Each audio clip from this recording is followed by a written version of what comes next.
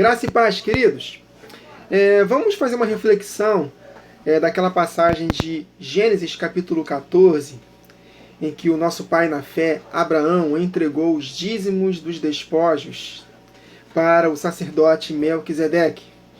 E vamos extrair uma revelação maravilhosa, queridos, que aquele ato profético de Abraão foi referente à igreja do Senhor Jesus, mediante a obra redentora dele na cruz do Calvário, em que ele venceu Satanás e seus anjos. Abraão é uma tipificação de Cristo, vencendo os principados e potestades e despojando dos principados e potestades mediante a sua vitória na cruz. E aquele ato profético dos dízimos, eles representam uma revelação maravilhosa. Vamos meditar? Gênesis capítulo 14, vou ler dos versos 18 a 20. Abraão lhe foi resgatar seu sobrinho Ló. Houve uma batalha de 5 reis contra 4, e os reis vencedores pegaram o sobrinho de Abraão, que era Abrão ainda, e o levou cativo. E Abrão, uma figura de Cristo, foi lá e resgatou o sobrinho desses reis maus. Quando nós entramos no aplicativo das palavras em hebraico, nós vimos que todos os significados desses reis, desses 5 reis contra 4, todos eles têm um significado negativo, de coisas ruins, queridos. Então vamos meditar. Gênesis 14, versos 18 a 20. E Melquisedeque, que eu considero, tendo como base a própria Escritura, que é uma teofania de Cristo Jesus, Melquisedeque, rei de Salém, trouxe pão e vinho, olha aí, tipificando o corpo e o sangue de Jesus. E era este sacerdote do Deus Altíssimo. E abençoou e disse: Bendito seja Abrão pelo Deus Altíssimo, o possuidor dos céus e da terra, e bendito seja o Deus Altíssimo, olha o detalhe, que entregou os seus inimigos nas tuas mãos. E Abraão deu-lhe o dízimo de tudo, dos despojos. Então vamos conectar com Hebreus, capítulo 7, versos 1 a 4. O escritor aos Hebreus falando acerca desse evento de Abrão. Porque este Melquisedeque, que era rei de Salém, sacerdote do Deus Altíssimo, e que saiu ao encontro de Abraão quando ele regressava da matança dos reis, e o abençoou, a quem também Abraão deu o dízimo de tudo.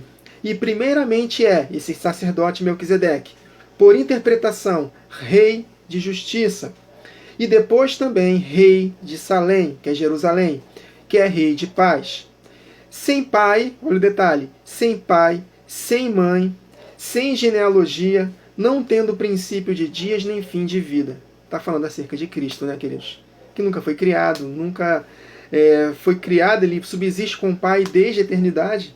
Então ele não tem genealogia, não tem princípio de dias, ele é eterno. Está falando de Cristo, claro. Ali é uma teofania de Cristo Jesus. Aí ele continua: mas sendo feito semelhante ao Filho de Deus, permanece sacerdote para sempre. Quem permanece sacerdote para sempre? Jesus Cristo, hoje, o Filho de Deus. E que teve uma teofania na época de Abraão. Jesus apareceu para Abraão ali, em forma corpórea. Aí ele continua: considerai, pois, quão grande era este, a quem até o patriarca Abraão deu os dízimos dos despojos. Então, que despojos são esses, queridos? Vamos ler Colossenses capítulo 2, versos 14 e 15. Havendo riscado a cédula que era contra nós nas suas ordenanças, a qual, de alguma maneira, nos era prejudicial, e a tirou de nós, cravando-a na cruz. E despojando, olha os despojos, despojando os principados e potestades, os expôs publicamente, e deles triunfou em si mesmo.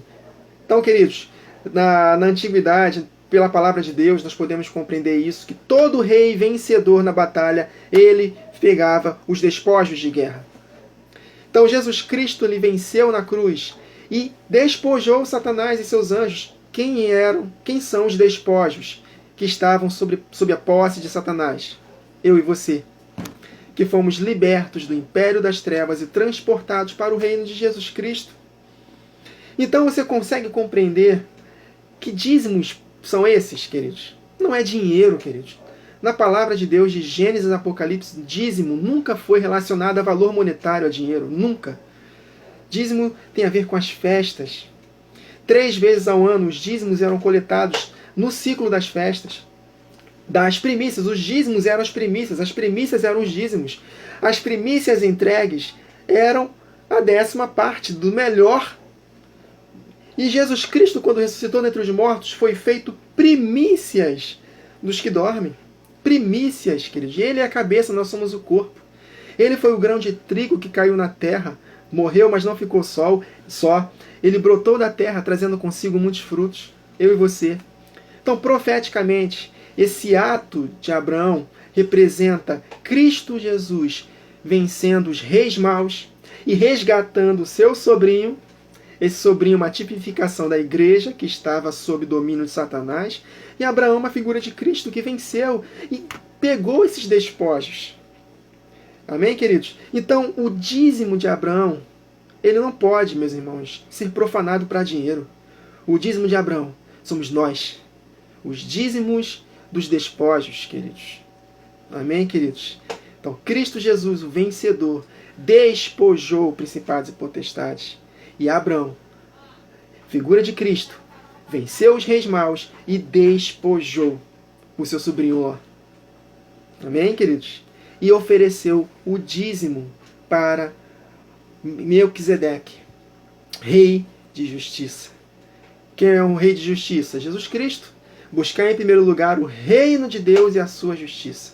Rei de justiça. Amém, queridos? Então, o significado profético do dízimo de Abraão é exatamente isso. Nós éramos os despojos dos reis maus que nos possuíam. Mas Jesus Cristo, na cruz do Calvário, venceu Satanás e seus anjos, despojando os principados, arrancando deles o despojo de guerra que éramos nós, transportados para o reino do Filho do seu amor. Amém, queridos? Esse é o verdadeiro significado do dízimo que Abraão deu dos despojos. Amém, queridos? Então é isso. Quando nós meditamos na palavra de Deus com o coração aberto, Cristo nos revela essas profundidades. Na próxima gravação, nós vamos meditar um pouco sobre o dízimo de Jacó, que em vida Jacó não deu o dízimo que ele prometeu para Deus. Porque esse dízimo, ele é profético e ele é para o futuro. O dízimo que será na ressurreição dos mortos. Quando Jesus Cristo ressuscitar os mortos e glorificar os vivos na ocasião da sua vinda, ali Jacó ele vai oferecer o dízimo de tudo, de toda a igreja reunida para o Senhor Jesus. Jacó, ele teve o direito de primogenitura que o seu irmão Esaú profanou. Então Jacó, ele representa a igreja que abriu mão de tudo, de um prato de lentilhas, preferindo sofrer para poder alcançar a glória eterna. E de fato, Jacó, no dia da volta de Jesus, ele vai oferecer o dízimo de tudo que ele prometeu para o Senhor, conforme está escrito em Gênesis 28. E vamos somar dízimo de Abraão e dízimo de Jacó e compreendermos que não tem nada a ver com dinheiro, mas sim com a igreja do Senhor Jesus. Amém, queridos? Então é isso. Na próxima gravação, nós vamos meditar sobre o dízimo de Jacó. Amém? Então, até a próxima gravação, queridos. Que o Senhor nos abençoe.